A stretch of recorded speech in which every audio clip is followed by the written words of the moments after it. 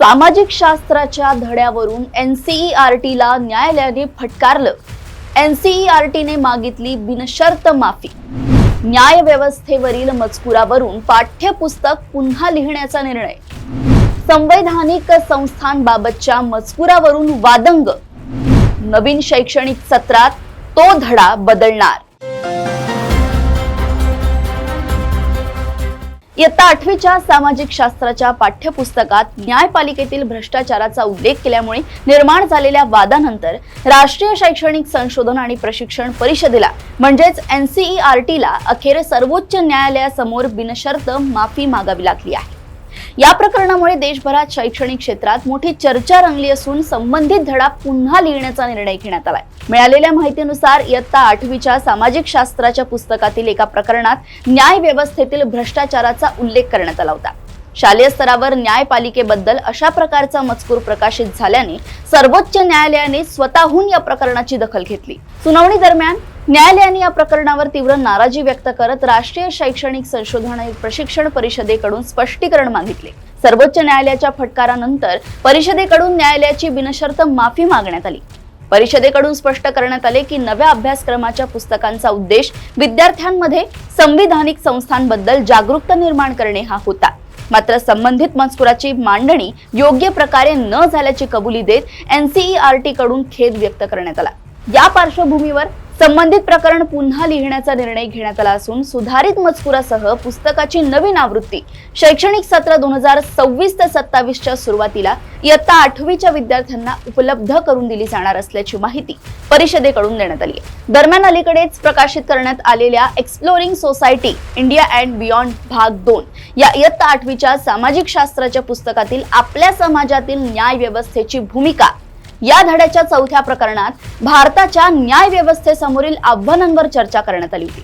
या प्रकरणात भ्रष्टाचाराचे आरोप, खटल्यांचा प्रचंड प्रलंबित साठा तसेच न्यायाधीशांची कमतरता यांसारख्या समस्यांचा उल्लेख करण्यात आला होता। याच भागावरून वाद निर्माण झाला। या वादानंतर परिषदेकडून समाज माध्यमांवर अधिकृत निवेदन प्रसिद्ध करून बिनशर्त माफी मागण्यात आली। तसेच संपूर्ण पुस्तक मागे घेण्यात आले असून ते सध्या कुठेही उपलब्ध नसल्याचे स्पष्ट करण्यात आले।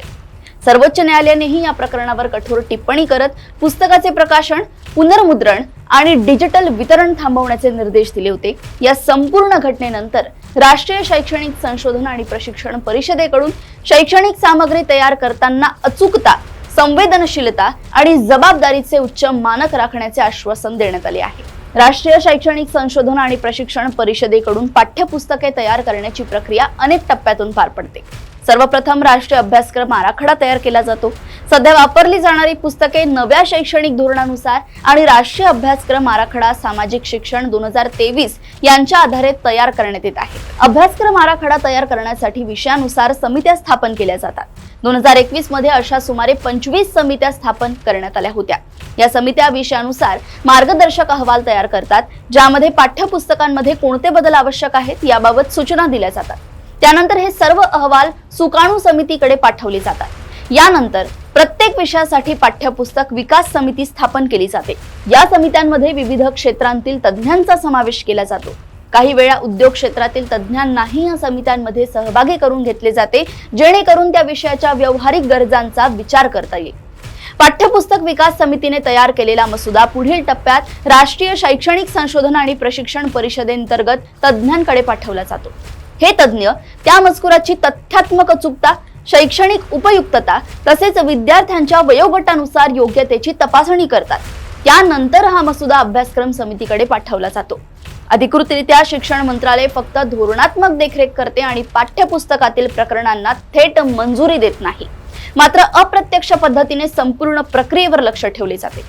समाजाकडून महत्त्वाच्या सूचना किंवा प्रतिक्रिया मिळाल्यास परिषदेकडून नव्या समित्या स्थापन करून मजकुराचे पुनरावलोकन केले जाते। दरम्यान वाद निर्माण झालेल्या इयत्ता 8वीच्या सामाजिक शास्त्राच्या पुस्तकाच्या निर्मितीत 60हून अधिक योगदानकर्त्यांचा सहभाग असल्याची माहितीही समोर आली आहे।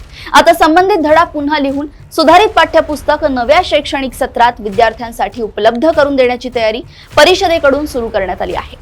अशाच घडामोडी व अपडेट्स मी ऐश्वर्या आपल्यापर्यंत घेऊन येत राहील। तोपर्यंत बघत रहा देशोन्नती। नमस्कार।